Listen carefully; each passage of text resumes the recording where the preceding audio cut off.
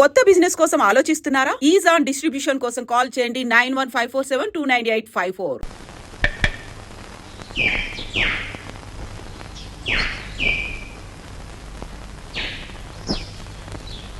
ఈ కుండంతా 4 రూపాయలమ్మా. 40 పైసల కుండ 4 రూపాయలా? ఇదేం బంగారం కుండ? ఆయన తొక్కేది మట్టా బంగారమా? ఇంతైతే ఎవరు కొంటారు? వద్దులే, వస్తా. కుమారరామన్న దగ్గర నీ ఉద్యోగం ఏమిటట?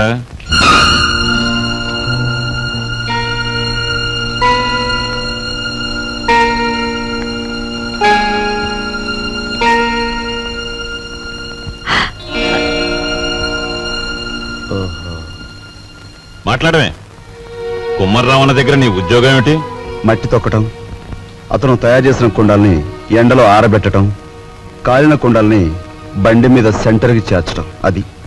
నువ్వు చదివిన చదువేమిటి? నీ మీద మేము పెట్టుకున్న ఆశలేమిటి? నువ్వు చేసిన నిర్వాకం ఏమిటి?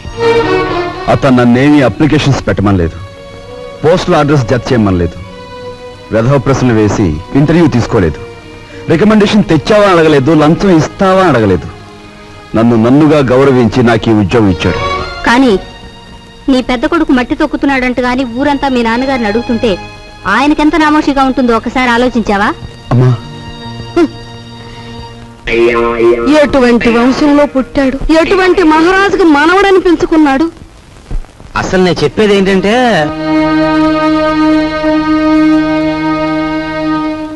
ఇలాంటి అప్రదిష్ట పనులకు తలపెడితే ఈ ఇంట్లో ఇంకా పెళ్లి కావాల్సిన పిల్లలు ఉన్నారు. వాళ్ళని చేసుకోవడానికి ఎవడైనా ముందుకొస్తాడా? ఏ మా చెల్లెలు పెళ్లి చూపు సమయంలో మీరు వచ్చి పెంట చేశారే, అప్పుడు లేదా ఈ అప్రదిష్ట? నాన్న, ఏమీ చెయ్యకుండా మీకు భారంగా ఉండే కంటే ఏదో ఒక పని చేసి ఇంత సంపాదించడం నా బాధ్యత అనుకున్నాను, సంపాదిస్తున్నాను.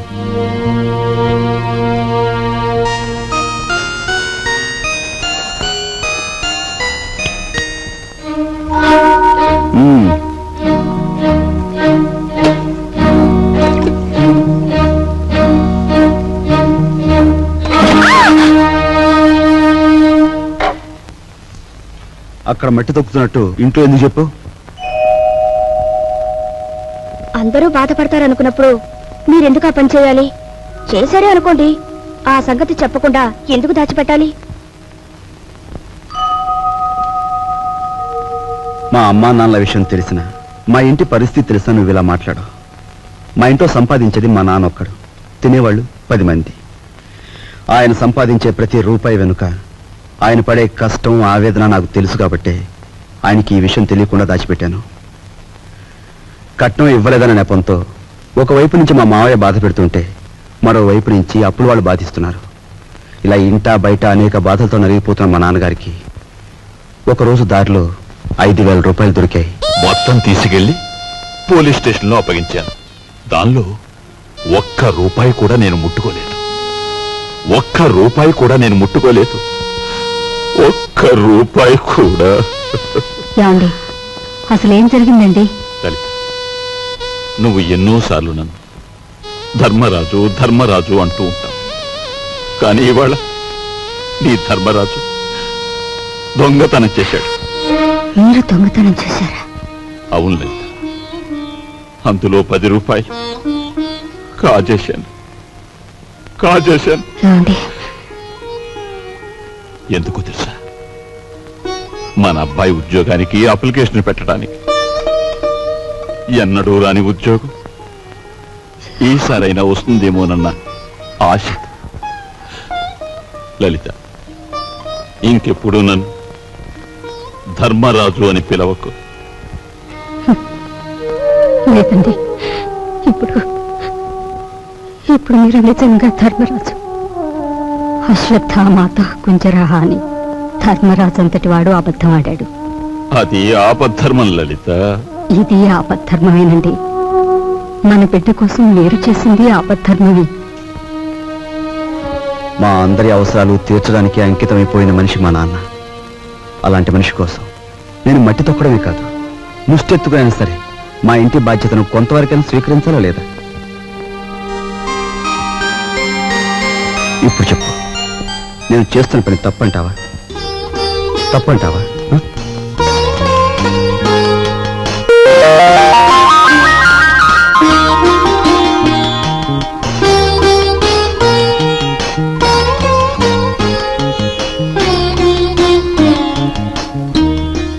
విధముగా రామలక్ష్మణులు అడవికి బయలుదేరిన వారు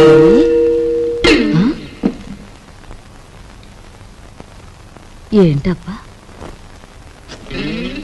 ఓ చిన్న సచ్చినాడా, ఆ పెద్ద సచ్చినాడేమో మట్టి తొక్కుతున్నాడా, వీడేమో పాచి ఊడుస్తున్నాడా. వీళ్ళకి ఏం పోయే కాలం వచ్చిందమ్మా?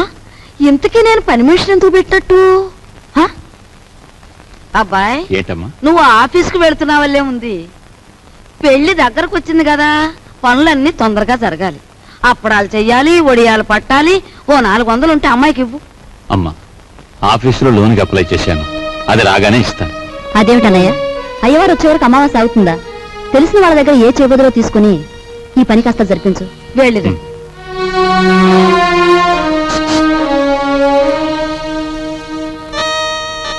ఏమిటండి? నీకు మధ్య ఏమన్నా పోయిందా? మన బాకీ తెచ్చుకున్న వాళ్ళని పెళ్లి పనులు చేసుకోమంటావేంటి? అయ్యో రామ, పెళ్లి చూపుల రోజు మీరేమన్నారు? మా కట్నం బాకీ తెచ్చకుండా ఈ ఇంట్లో ఏ శుభకార్యం జరగటానికి వీల్లేదన్నారా? ఇప్పుడు ఈ పెళ్లి జరిగిందనుకోండి, దానికి ముందు మన బాకీ తీరుస్తారన్నమాటేగా.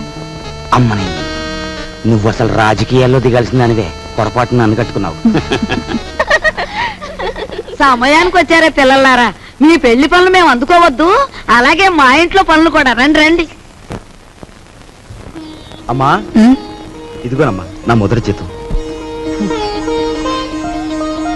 జీతమా? అబ్బా, కూలి డబ్బులకి ఎంత గొప్ప పేరు పెట్టావురా సావిత్రి. అది ఇప్పుడు తప్పుడు మాట ఏమందే? మట్టి తొక్కాడని మందలించి 4 రోజులు కాలేదు. ఈలోగా వారు డబ్బు తీసుకొచ్చి ఇదిగోనమ్మా జీతం అంటే తగుదనమ్మా అని పుచ్చుకుంటివి. ఎంత బతుకు బతికి ఆఖరికి ముష్టి డబ్బులతో కూడి తింటావా? అమ్మా, ఆ డబ్బులు ఇలా పారేయండి. కష్టపడి సంపాదించిన డబ్బులకు విలువేమిటో మీలాంటి వారికి తెలియకపోవచ్చు. ఈ ఇంట్లో పనికి నాకు తిండి అక్కర్లేదు, వేరే జీతం అక్కర్లేదు. ఆ ముష్టి కూల్ డబ్బులు ఇలా పడేయండి. ఏది ఇదిగో.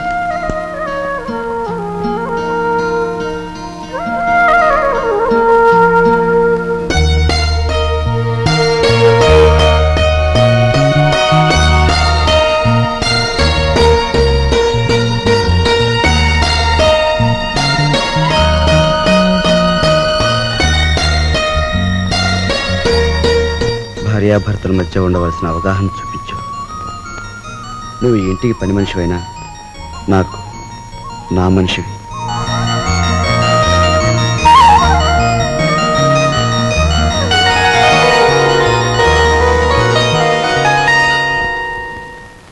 కోపం వచ్చి గట్టిగా కొడదామంటే చచ్చిపోతావేమో అని భయం. బాబు నాయనా అంటే మొండుకెత్తున్నావు. మమ్మల్ని బాధ పెట్టకుండా చెప్పే గురువా. చెప్పే గురు. మనవడక చూసావా, పరాయి సొమ్మంటే పరిసిగుంటాడు కూడా ఎలా సత్తపడిపోతున్నాడో. ఎంతమందిని బాధ పెట్టడం భావ్యం కాదు గురువా. అలో చెప్పే గురు. ఉన్న ఒక్క కూతురు ఇల్లు వదిలి వెళ్ళిపోతే నేను వెతికించలేదు, పేపర్ ప్రకటన కూడా ఇవ్వలేదు. అంత ముండేవాడిని మీ బెదిరింపులకు నేను లొంగుతానా? గురువా మాట చెప్తాను. ఈ మొండిఘటంగాడికి కూతురుందంటున్నాడుగా, ఈడు పేపర్లో ప్రకటన ఇవ్వకపోయిన ఈ తరపున మనం ప్రకటించేస్తే ఆ కూతురు ఇంటికి చేరిపోద్ది. ఆ తర్వాత స్వామియే శరణం. Very good very good. Hello నవ్వకే బాబు, కుర్రోడు దొరుచుకుంటాడు. ఆ నవ్వేదో ఇనపెడి దగ్గర నవ్వు, ఓపెనింగ్ గా నవ్వుద్ది.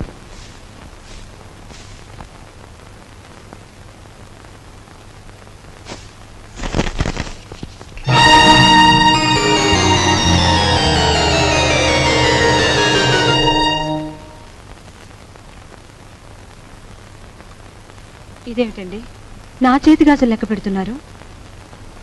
ఈవేళ మార్నింగ్ ఇంటర్వ్యూలో ఎవడో రవిరాజ్ అట, సార్ మీరు ఇన్ని క్వశ్చన్లు వేస్తున్నారు, నేను తిరగబడి ఒక క్వశ్చన్ అడిగితే జవాబు చెప్పగలరా అన్నాడు. ఏమిటి అన్నాను. రోజు అన్నం వడ్డించే మీ ఆవిడ చేతుకున్న గాజులెన్ని అన్నాడు. Fantastic daddy. ఎవరతను? ఎవరు? రవిరాజా. తిరగబడి అటువంటి ప్రశ్న వేయాలనే థాట్ రావడం ఉంది చూసారు. That's great. He is really the hero of the present society. Jaya shut up. నీ తండ్రి మీద తిరగబడిన వాడు నీకు హీరోగా కనిపిస్తున్నాడా? నాలాంటి వాడి కాళ్ళ చుట్టూ దేహి ఉద్యోగం ఇవ్వండి బ్రతుకుతామని ప్రదక్షిణాలు చేసే ఒక నిర్భాగ్యుడు నీ దృష్టిలో హీరో ఆఫ్ ది ప్రజెంట్ సొసైటీయా? నీ చదువు ఎన్ని వెర్రతల్ల వేస్తోందంటే, అవునులే, నువ్వు తిరగడానికి ఒక కారు, వీలైనంత ఖర్చు పెట్టుకోవడానికి బ్యాగ్ నిండా డబ్బు, నువ్వేది అడిగితే అది క్షణాల మీద సమకూర్చే తల్లిదండ్రులు, ఏసీ రూమ్లు, సోఫా బెడ్లు, తినడానికి ఖరీదైన భోజనం, ఇవన్నీ ఉంటే నీకు మంచేమిటో చెడ్డేమిటో ఏమాత్రం తెలియడం లేదు. అదే చాలీ చాలని తిండి, చాలీ చాలని బట్ట, బ్రతుకుతున్నావో చస్తున్నావో అర్థం కాకుండా బ్రతుకుతున్న ఏ దౌర్భాగ్యుల ఇళ్లలోనో 4 రోజుల పాటు ఉంటే తెలుస్తుంది. అక్కర్లేదు, పిలవక్కర్లేదు. ఆకలేస్తే అదే వస్తుంది. ఏసీ రూమ్లు, సోఫా బెడ్లు, తినడానికి ఖరీదైన భోజనం, ఇవన్నీ ఉంటే నీకు మంచేమిటో చెడ్డేమిటో ఏమాత్రం తెలియడం లేదు. అదే చాలీ చాలని తిండి, చాలీ చాలని బట్ట, బ్రతుకుతున్నావో చస్తున్నావో అర్థం కాకుండా బ్రతుకుతున్న ఏ దౌర్భాగ్యుల ఇళ్లలో 4 రోజుల పాటు ఉంటే తెలుస్తుంది.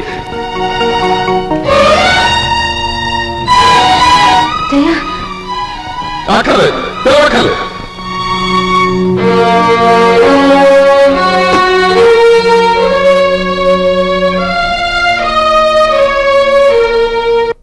డాడీ, బయటికి వెళ్ళి బతకలేనని కదా మీరు అన్నారు.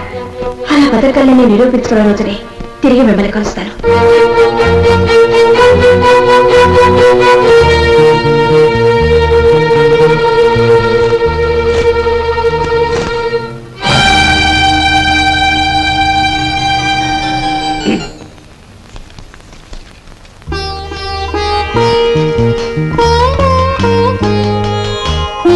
నీ సంస్కారం చూసి ఆశ్చర్యం కలిగినా నువ్వు కలవారి అమ్మాయివని మాత్రం ఊహించలేకపోయావు.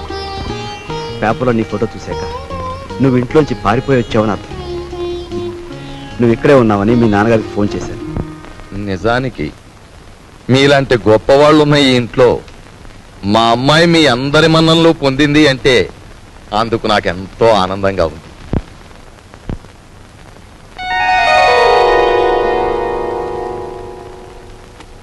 ఇదిగో పిల్ల, నిన్ను ఎప్పుడెప్పుడు ఏమేమి తిట్టానా అని ఆలోచిస్తే అస్సలు నిన్ను తిట్టకుండా ఎప్పుడున్నానో గుర్తు రావడం లేదు.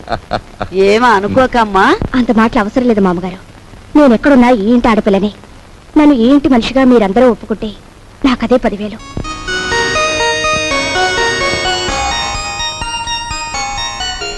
కూర్చోమ్మా, వెళ్ళొస్తానండి. వెళ్ళ నువ్వు వెళ్ళి అమ్మకి కనిపించు, నీకోసమే చూస్తాను. చూడమ్మా, నేను పైకెక్కి దిగలేను గాని ఆ సేఫ్ లో 50,000 పట్ల ఆఫీసు తీసుకెళ్ళాలి. అదేమిటి డాడీ, మీరు సేఫ్ నంబర్ నాకు ఎప్పుడు చెప్పలేదుగా. సారీ, నీకు తెలియదుగా. వెళ్ళి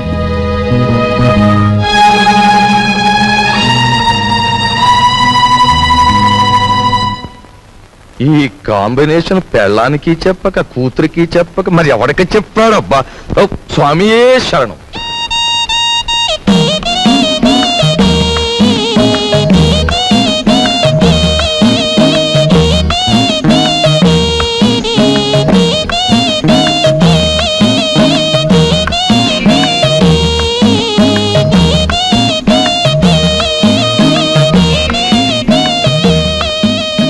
భయపడొద్దు, అటు తలుపు తీసి ఉంచుతాను, రా.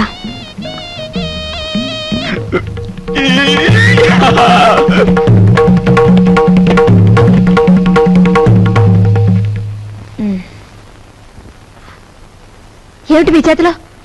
ఇదివ్వండి. ఏం లేదు. డాక్టర్ మీకేం చెప్పారు? వీడియోలు కాల్స్ వద్దన్నారా లేదా?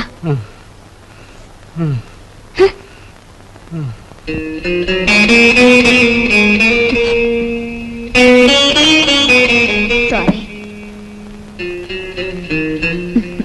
రోజు కిటికీ దగ్గర అలా చూస్తూ నిలబడిపోతావు. మనసు పాడైపోవడం లేదు? నువ్వు నాకంటే చిన్నవాడివి, నీకు ఆ విషయం తెలుసా? అన్నట్టు ఆ సోఫాలో ఉన్న ఆయన ఎవరనుకుంటున్నా? తెలుసు, మీ ఆయన. ఆయన కడుపులో రాచపుండు. డాక్టర్లు బ్రతకడంటున్నారు. చాలా మంచి మనిషి. ఆయన్ని ఎలాగైనా బ్రతికించుకోవాలి. దానికి బోలెడు డబ్బు కావాలి. అన్నట్టు నీ దగ్గర డబ్బుందా?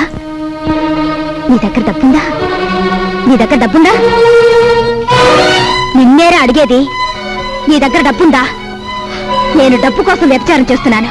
ఫూల్. డబ్బు లేని చవటవి కిటికీ దగ్గర చేరి దేనికే ఆ చూపులు? ఇంకొక్కసారి అలా చూసావో వెళ్ళు, అవుట్.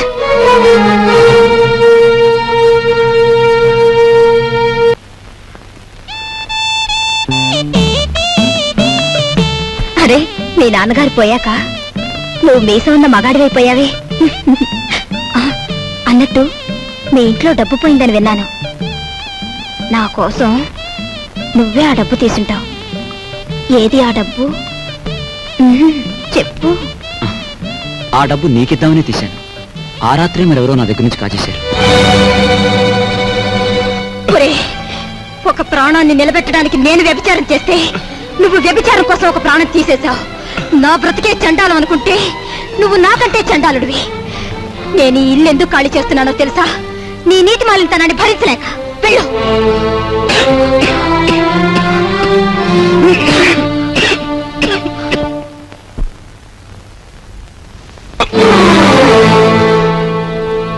ఎక్కడికి వెళ్ళావు? చెప్పు. ఏమిట్రా నువ్వు చేసిన పని? చెప్పు, ఎక్కడికి వెళ్ళి వస్తున్నావు? చెప్పు. ఏమిట్రా నువ్వు చేసిన పని?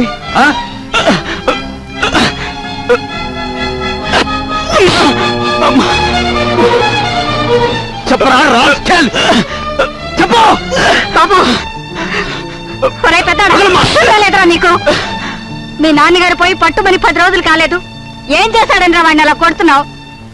మీ నాన్నగారు ఏనాడైనా వీడిని ఇలా కొట్టడం చూసావా? వీడు చేసే పనికి కొట్టడం కదమ్మా, చంపాలి. చంపి నిలువుగా పాతేయాలి. ఏం చేశాడు అంత పెద్ద తప్పు? ఏం చేశాడా వీడు?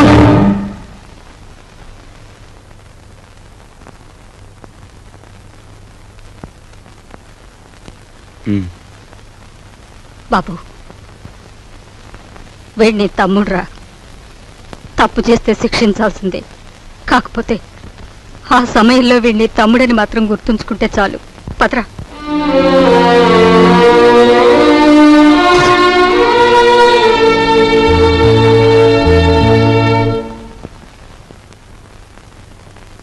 వాడెందుకు కుట్టాడో తెలుసమ్మా? చెప్పు. పక్కన కాబోయే పెళ్ళం ఉంది కదా, ఆవిడ ముందు గొప్పలు చూపించుకోవడానికి. ఒరే కృష్ణ, నువ్వు చిన్న కొడుకువైతే నీకంటే ముందు పుట్టిన పెద్ద కొడుకురా వాడు. నీకంటే ముందు నుంచే చూస్తున్నాను. వాడెప్పుడూ తప్పు చేయడు. వాడితో ఉన్న ఆ పిల్ల వాడంత గొప్పదని నా అభిప్రాయం. ఏం జరిగిందో తెలుసా అని. వాడు నిన్ను చూసి ఉనికిపోయినప్పుడు నీ గురించి ఏ దుర్వార్త వినవలసి వస్తుందో అని భయపడ్డాను. ఏం జరిగిందని అడగటానికి కూడా ధైర్యం చాలకు వచ్చేశానురా.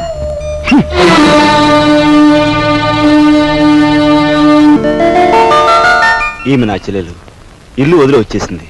మీ సేవా సాధనలో ఉందేమో. సారీ, ఇలాంటి అమ్మాయి ఎవరూ లేరు. వస్తానండి.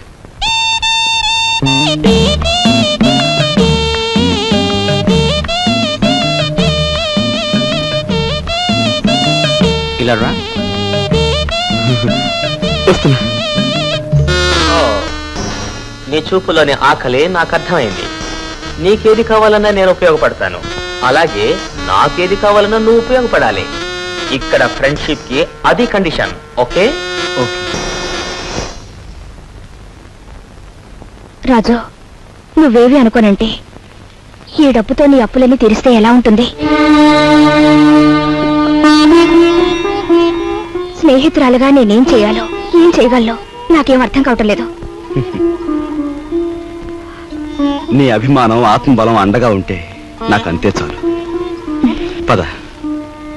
మంచి తరుణం మించిపోవును, ఆలసించిన ఆశాభంగం. 8 రోజులు సైకిల్ తొక్కిన వారికి 8,000 రూపాయలు బహుమానం. 8 days 8,000. 8 రోజులు సైకిల్ తొక్కిన వారికి 8,000 రూపాయలు బహుమానం.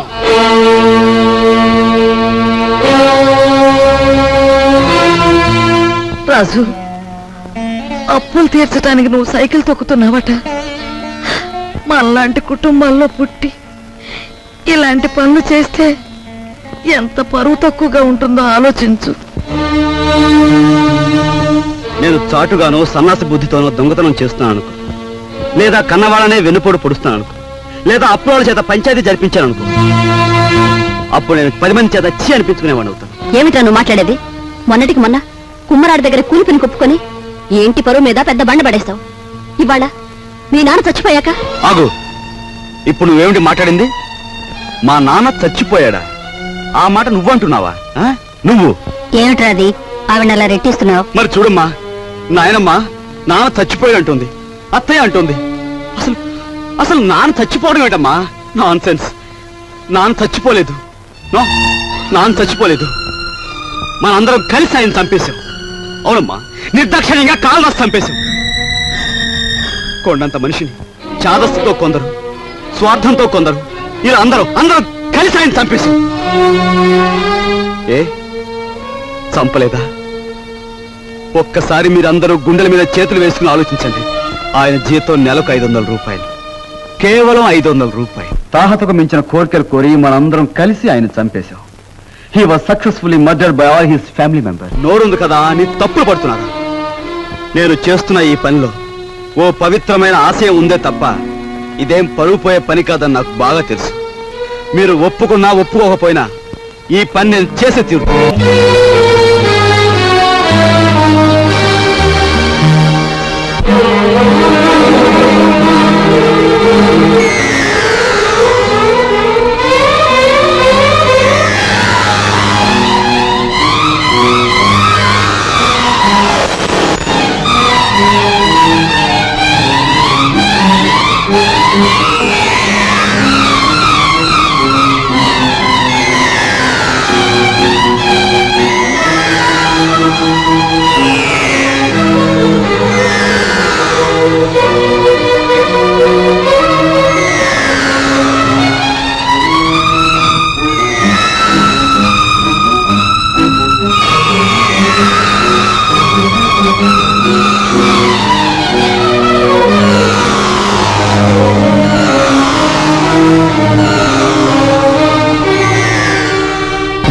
దారి పూలదారి పోవోయి బాటసారి నీ ఆశలే ఫలించగా ధ్వనించు విజయ భేరీ.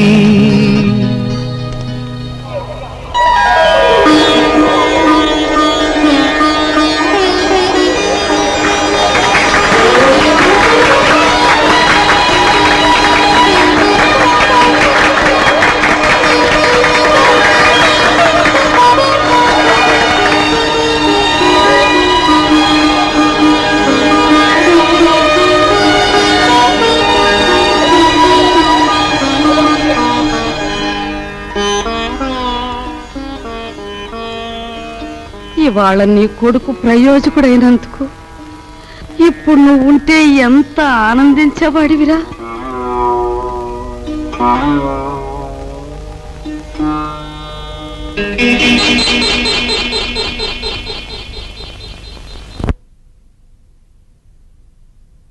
రాజుగాడి గదిలో దూరి డబ్బు కాచేద్దామంటే వాడు పడుకున్నాడో లేదో తెలియచావట్లేదు.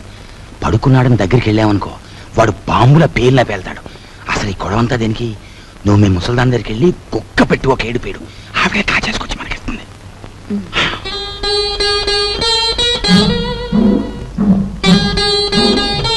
రాజు సైకిల్ దుక్కి సంపాదించిన డబ్బుతో ముందు అప్పులు తీరుస్తానంటున్నాడు.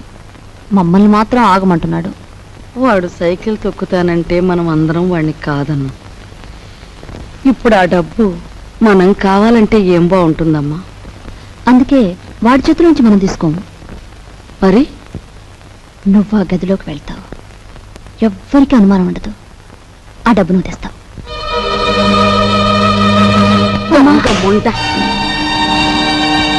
వాడు పగలనక రాత్రనక కష్టపడి రక్తం ఓడ్చి సంపాదించిన డబ్బు దొంగిలించమంటావా? ఆలోచిస్తే నాకు ఇప్పుడు అర్థం అవుతుంది. నా కొడుకు డబ్బు కూడా నువ్వే కాజేశావు. వాళ్ళు నువ్వే చంపేశావు.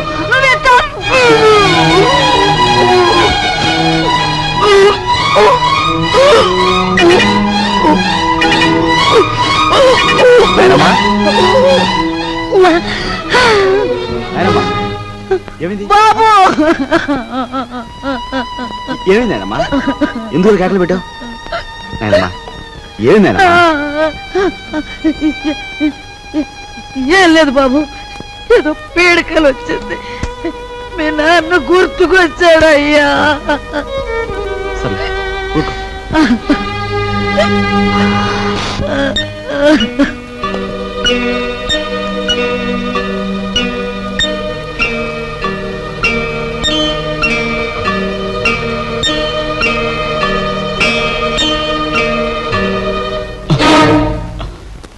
ఏమిట్రా లోపల నుంచి వస్తున్నా?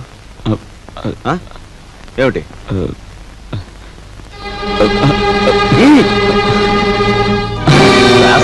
ఏమిటారు చేసిన పని?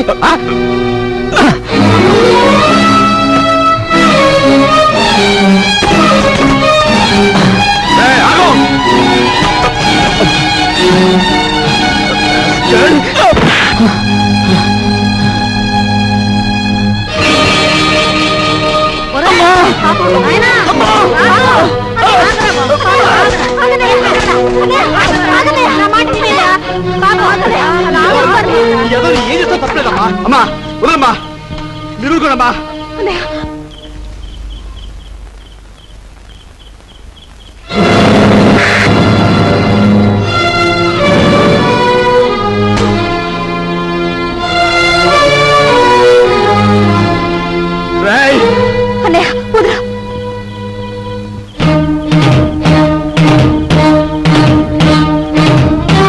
దుర్మార్గుడా, ఎంతకు తెగించావురా?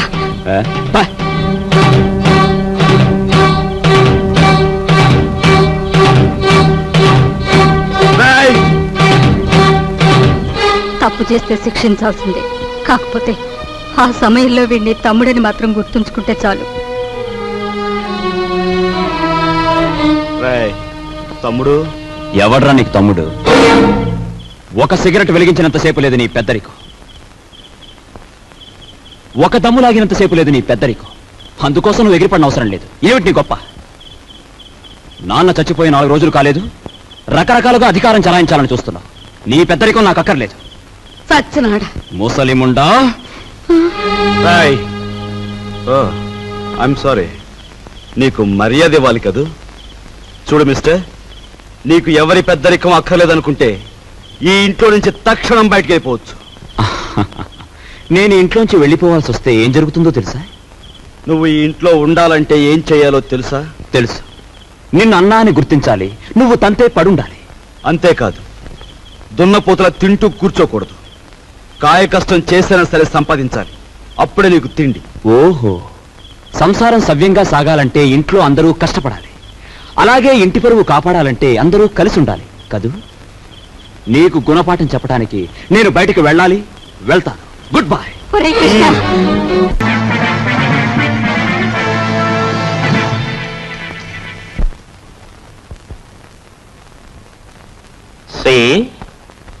నువ్వు కళలు కంటూ ఊహల్లో తేలకు. Go and enjoy. Come on.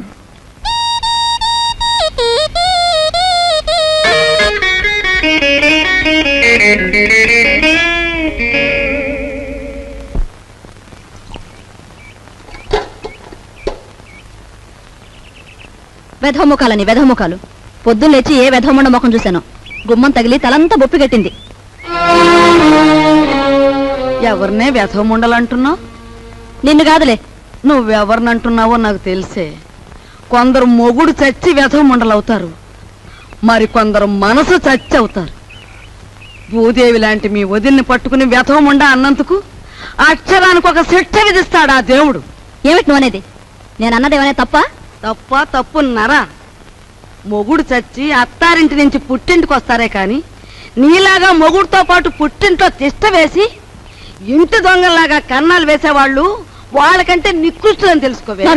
కూతురనే ఇది కూడా లేకుండా వాగుతున్నావు. నీకు పిచ్చెక్కింది. పిచ్చే.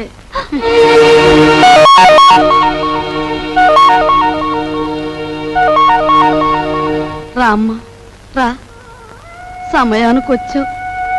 చూసావా అమ్మా, దేవుళ్ళంటే నా బిడ్డను మింగింది కాకుండా అది ఎన్ని మాటలు అంటుందో. ఇవి చేతులు కావనుకో అమ్మా, నీకు అన్ని భోగాలు ఉండి కూడా మా ఇంటికి వచ్చి ఎన్నో మా కష్టాలు చూసిందానివి. నువ్వే ఏదైనా ఉపాయం ఆలోచించి ఈ గాది కింద పందికొక్కుల్ని విరగడి చేయి తల్లి. మీరేం బాధపడకండి మామగారు, నేను మీ మనవడు కలిసి ఆలోచించాం. నాకు చిన్నప్పటి నుంచి లక్షాధికారులతో మాట్లాడటం అంటే చెడ్డ సరదా అండి. మీ అంతటా మీరే పిలిపించేసరికి నేను కూడా ఓ లక్షాధికారిని అయిపోయిన ఫీలింగ్ వచ్చేసిందండి. ఏం లేదు, మా జయ లక్షల్లో పుట్టి లక్షల్లో పెరిగింది. కూర్చోండి. అదృష్టవంతురాలు, తొందరగా రా. ఆ అదృష్టానికి వారసురాలుగా మాత్రం ప్రవర్తించడం లేదు. ఆ ఇంట్లో 4 రోజులుండి ఇక్కడికొచ్చినా ఆహగూటి పలుకే పలుకుతోంది.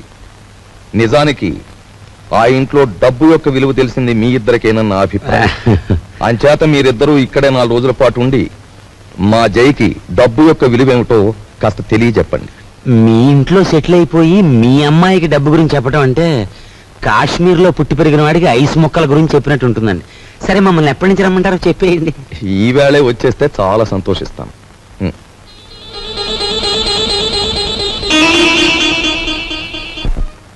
వరాలు, నువ్వు నా ఇల్లు దోచుకోవడానికి వచ్చిన నీ మంచితనం వల్ల నాకు ఆత్మీయుడవయ్యావు. ఇప్పుడు ఇంట్లో సంసారాలని కూల్చేసే నీచులైన 2 దొంగల్ని ప్రవేశపెట్టాను. నువ్వెలాగైనా వాళ్ళని ఇనపెట్టి కట్టేసి నువ్వెన్ని బాధలు పడ్డావో అన్ని వాళ్లకు రుచి చూపించి వాళ్ళకు బుద్ధొచ్చి లెంపలేసు పారిపోయేలా చెయ్యాలి. ఏం చేస్తావు? మరి ఆర్డర్ అయ్యాలే గాని వాళ్ళిద్దరికి దెమ్మ తిరిగిపోయి బొమ్మ కనిపించేలా చేసేస్తాను. నేను ఇల్లు వదిలిపెట్టి వచ్చేశాను.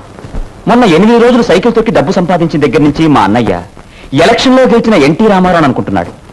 అభిమానంతో అందరూ ఎన్టీఆర్ ని అన్నా అని పిలుస్తుంటే వీడు మా మీద అధికారం చలాయించి అన్నా అనిపించుకోవాలని చూస్తున్నాడు. ఏంటి, మీ అన్నేను అన్నా అనాలా? అందాం. మీ తమ్ముడు అలా గాలిగా తిరుగుతుంటే చూస్తూ ఊరుకుంటారే? సంసారాల్లో కొత్తగా పెత్తనానికి వచ్చిన ప్రతి అన్నకు వచ్చే ఇబ్బంది ఇదే. నిన్న మొన్నటి వరకు ఏరా అన్నయ్య అని పిలిచేవాడు. ఈవేళ నా భావాలకు కట్టుబడి ఉండాలనేసరికి వాడు కొంచెం కష్టంగా ఉంది. ఓ, ఇదేమిటి, నీ అన్నయ్య మెడలో వేస్తున్న దండని నీ మెడలోనే వేసుకొచ్చావే? మన తడాకాకి తట్టుకోలేక వాడే నా మెడలో దండ వేయించాడు గురు. ఎలా ఉంది మన ప్రోగ్రెస్? ఏడ్చినట్టుంది. నీ ఎక్స్ పార్టీ వాడు నీ దండను తీసి నీ మెడలోనే వేశాడంటే నీ చెప్పుతో నిన్నే కొట్టినట్టు ఫూల్. ఈ ఆస్తంతా చూస్తుంటే నీకేమనిపిస్తుంది? ఏమనిపిస్తుంది? ఇన్నాళ్ళు మీ ఇంట్లో మంచానికి పట్టిన నల్లుల్లా పడున్నాం. దాని బదులు ఇంటి గోడలకి బల్లుల్లా అతుక్కుపోతే ఎంత బాగుండేదో. అప్పుడు ఎలా ఉన్నా ఇప్పుడు ఈ బంగారు పంచరంలోకి వచ్చేసాంగా. ఏమండి, ఇక్కడున్న ఒక్కొక్క వస్తువు మెల్లగా మన ఇంటికి చేరిస్తే ఎంత బాగుంటుందో. మన ఇద్దరం సరిగ్గా అమావాస్య నాడు పుట్టుంటామే. అందుకే ఇట్లాంటి గొప్ప గొప్ప ఐడియాలు వస్తున్నాయి. దాచేయి దాచేయి దాచేయి. ఎవరా నువ్వు? నేను మా నాన్న కోసం వచ్చాను. అవును, నేను గొట్టంగానని వీడికి ఎలా తెలిసింది?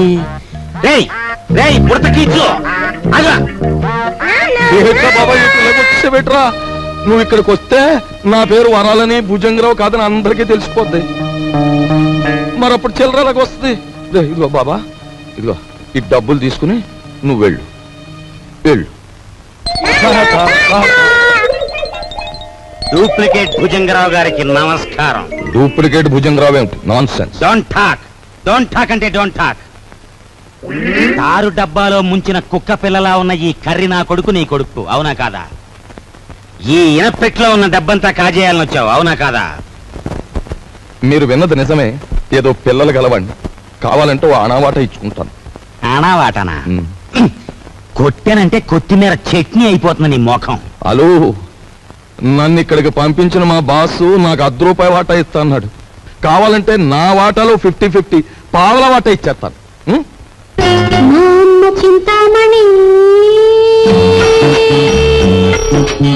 ఏం ఓకేనా? గత్యంతరం లేదు. ఓకే మరి. ఓకే, ఒప్పుకుంటున్నాం. తెరో ఎనపెడతారో. ఎనపెట్టా? దీనికి 3 నంబర్ల కాంబినేషన్ ఫిట్టింగ్ పెట్టాడు ఆ భుజంగరావు గారు.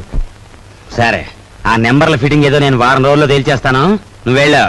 తేల్చుకుందరు గాని, కానీ రేపు పొద్దుట ఇంట్లో ఉన్న నౌకర్లందరికీ జీతాలు ఇవ్వకపోతే ఇదిగో ఇది మన బండారం ఓపెనింగ్ చేసేస్తుంది. అది గాన జరిగింది అంటే దిమ్మ తిరిగిపోయి బొమ్మ కనిపించేస్తుంది. ఇప్పుడు ఏం చేయటం?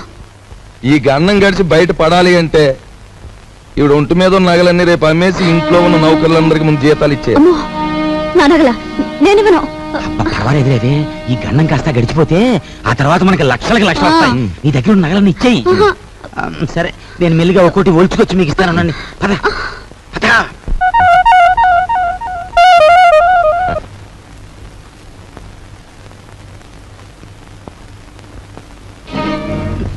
నిన్న తాటాకులు కట్టావు, ఇప్పుడురా చూద్దాం.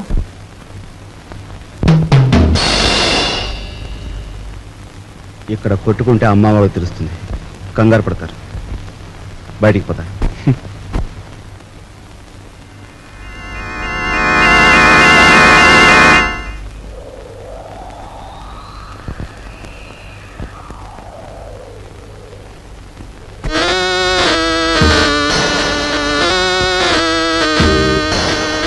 హీఈస్ జానీ జింజర్, మా బాస్ లాంటి వాడు. He's my brother. సారీ. అన్న, అక్క, తమ్ముడు ఇలాంటి వరుసలంటే నాకు అసహ్యం. మనని కట్టిపడేసేందుకు పెట్టుకున్న వరుసలు. అన్న, అక్క, తమ్ముడు ఇలాంటి వరుసలంటే నాకు అసహ్యం. మనని కట్టిపడేసేందుకు పెట్టుకున్న వరుసలు. He's mister Raj, Raviraj. Hello.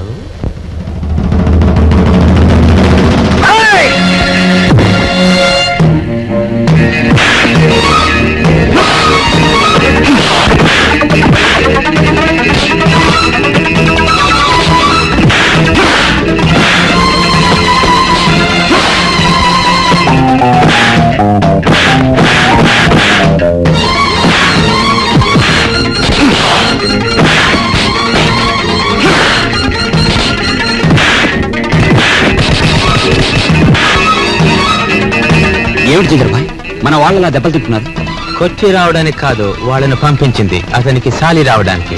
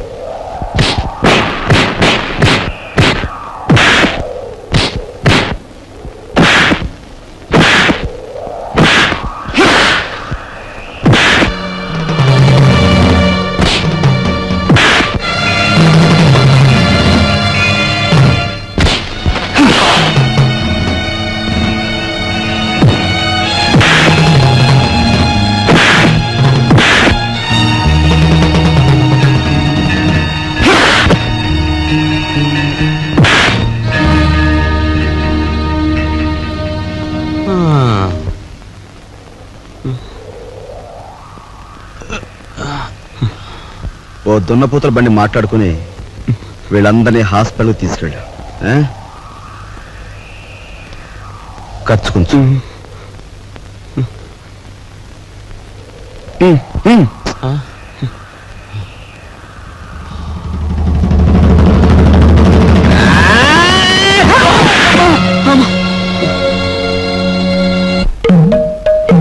తొమ్మిది,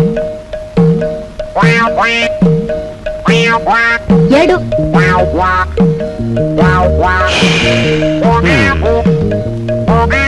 నా నడుము పట్టుకో, లాగో, దమ్ము బిగపట్టు, లాగో లాగో.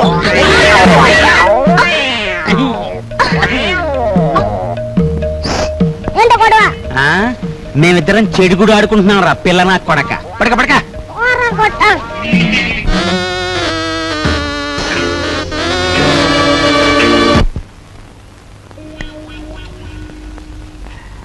సార్ సార్ పెట్టేమనే కావాలి సార్, మంచి వెరైటీ ఉంది సార్. వద్దు పోయా. మంచి వెరైటీ సార్, మంచి ఫ్యామిలీ టైప్. ఇంతవరకు బిజినెస్ లో కూడా దిగరా. ఈ ఊరు పిల్లే సార్. పేరు సరస్వతి. సరస్వతి. పద. ఇదిగో గురు. Hello, police station. మీరు వెంటనే బయలుదేరి మంగమ్మ బ్రోతల్ హౌస్ కి రావాలి.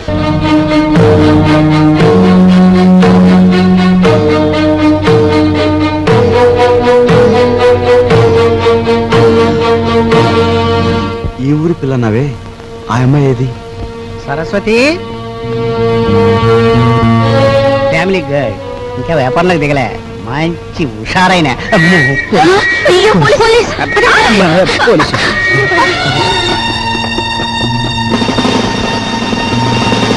కానిస్టేబుల్స్, ఏమైనా పిల్లగాల్సి వచ్చిందా? సార్ నేను అలా సాని కొంపకొచ్చి సహస్రనామత్యం చేస్తున్నానంటావా? వెళ్ళెక్కో, వెళ్ళా. ఆగు. కానిస్టేబుల్స్ రాని. ఇది నాకే పోజు కొడుతోంది. Constables van ఎక్కించండి.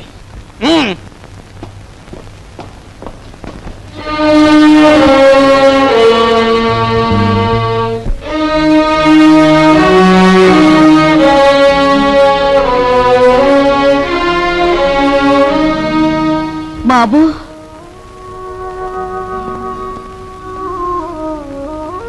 నువ్వెందుకురా ఏదో తప్పు చేసినట్టు తలంచుకుంటావు? నీ సుఖం కోసం నువ్వు సాని కొంపకు వెళ్ళలేదని మాకు తెలుసురా. నీ సుఖం నువ్వు చూసుకునేవాడివైతే మట్టి పని ఎందుకు చేస్తావు? ప్రాణానికి తెగించి 8 రోజులు సైకిల్ ఎందుకు తొక్కుతావు? దర్జాగా ఈ అమ్మాయిని పెళ్లి చేసుకుని మహారాజులా బ్రతికేవాడివి. బాధపడుకునైనా లోపలికి పద, స్నానం చేసి భోంచొద్దు గాని. రేయ్, ఒకసారి ఇట్రా. ఏంటి ముసల్దానా?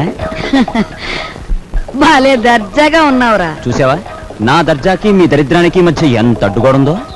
ఒరే, నిన్ను నేను ఎప్పుడు ఏమీ అడగలేదు, ఇప్పుడు అడుగుతున్నా. తలెత్తి ఒకసారి ఆకాశం మీద కుమ్మే. ఉమ్మా? అంతేరా నేను అడుగుతుంది. సరే.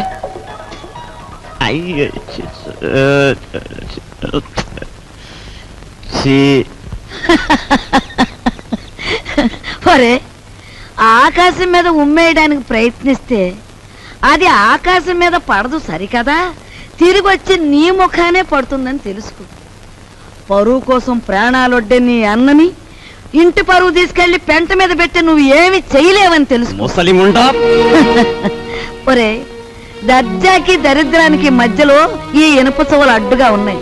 నీ చెయ్య చితికిపోతుంది, జాగ్రత్త.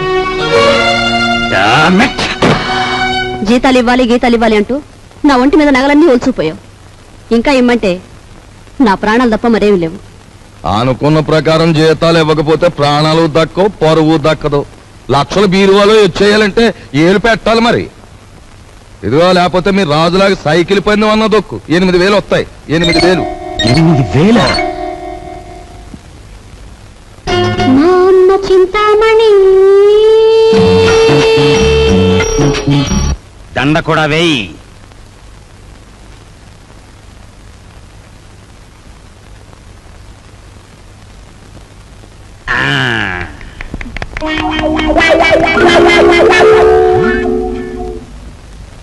ఏమండి, జనం ఎవరు లేరండి? గొప్ప గొప్ప సినిమాలు మెల్లిమెల్లిగా పికప్ అవుతాయి, ముందు జనం రారు. మనకి అంతే. నీకెందుకు, నేను తొక్కుతాగా.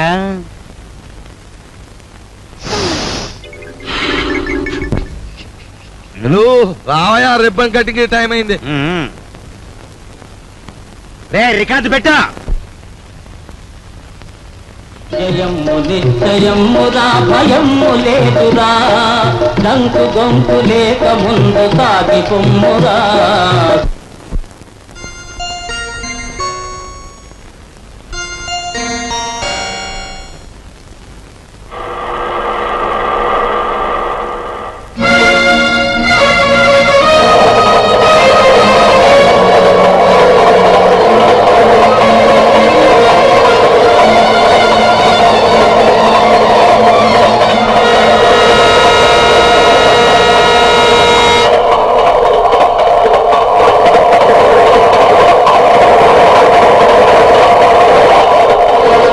ఏంటమ్మా ఊరుకోమ్మా. అసలు ఏం జరిగింది? ఇన్నాళ్ళు ఎక్కడున్నావు? ఆ రోజు నేను ఇంట్లోంచి వెళ్ళిపోయాక పెళ్లి చూపులకు వచ్చిన జయదేవిని కలిశాను. మీ ఇద్దరం కలవడానికి వీలు లేదని వాళ్ళ నాన్న శాసించారు. అందుకని మీ ఇద్దరం గుడిలోకి వెళ్ళి పెళ్లి చేసుకున్నాం. ఇప్పుడు వాళ్ళ నాన్న జయదేవికి వేరే పెళ్లి చేయాలని చూస్తున్నాడు. వేరే పెళ్లి చేయాలని చూస్తున్నాడు.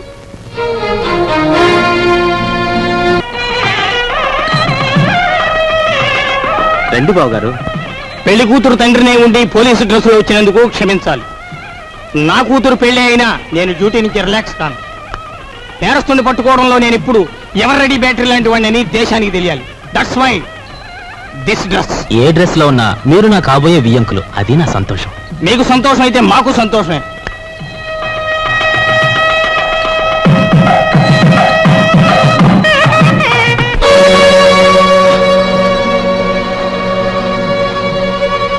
మీ అందరి చేతిలోని విసులుగరలో ఒకసారి చూపించండి.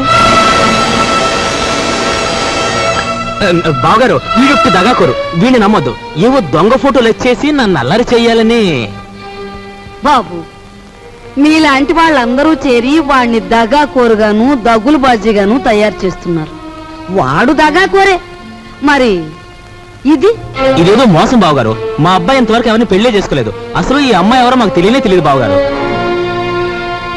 సరస్వతి, మేము దైవసాక్షిగా పెళ్లి చేసుకున్నామండి.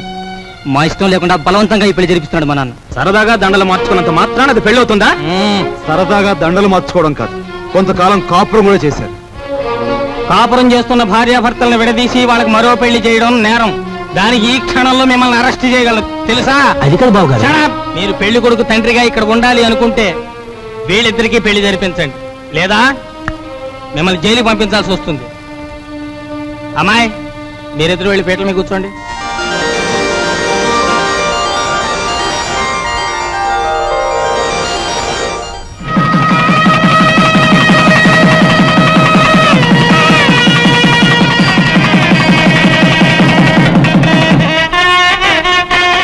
ఒరే నాయనా, బాబు ఇదంతా నీ గొప్పతనం రా. మన వంశ గౌరవాన్ని నిలబెట్టావురా బాబు. మీ అభిమానానికి కృతజ్ఞుని. నా డ్యూటీ మాత్రం నేను చేశాను. నువ్వెంత మంచివాడు బాబు.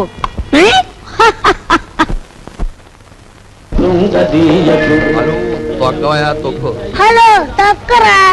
అమ్మ కుర్రనా కొడక, నీ కూడా లోకు అయిపోయాను రా. తెల్లారేలోగా నీ నుంచి నీ బాబు నుంచి దొక్కుతాను రా, పేడ వదిలిపోతే. నువ్వు టీ తాగరా.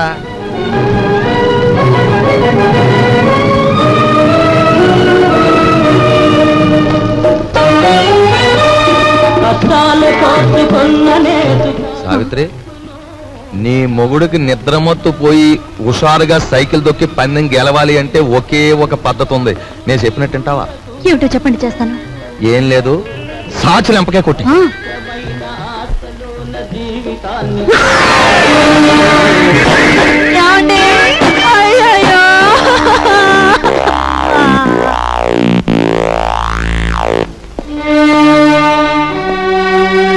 చూడు బ్రదర్, మీ దంపతులిద్దరూ మీ బావగారింట్లో ప్రవేశించి ఆయన చావు కారకులయ్యారు.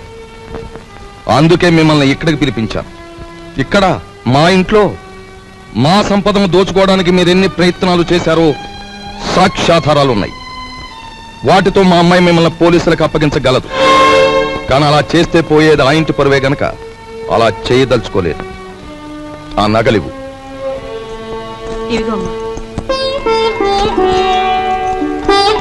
అదిగో మీ ట్రంక్ పెట్టి. ఆ పెట్టెలో ఈ ఇంటికి సంబంధించిన వస్తువులు ఎన్నున్నాయో మాకు. Please subscribe to iDream. Please subscribe to iDream. Please subscribe iDream. And please subscribe to iDream. For more videos, subscribe to iDream. Please like, share and subscribe to the channel. Congratulations, iDream. Subscribe to iDream.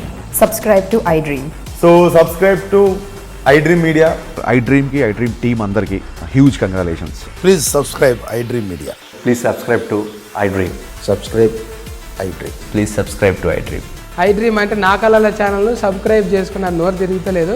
మీరైతే గంట గుర్తు కొట్టండి. For more such videos, please subscribe to iDream. Subscribe to iDream. Please subscribe to iDream. Please subscribe iDream Media. Please do subscribe to iDream. Please subscribe to iDream Media. For best entertainment and information, please subscribe iDream. And don't forget to subscribe to iDream.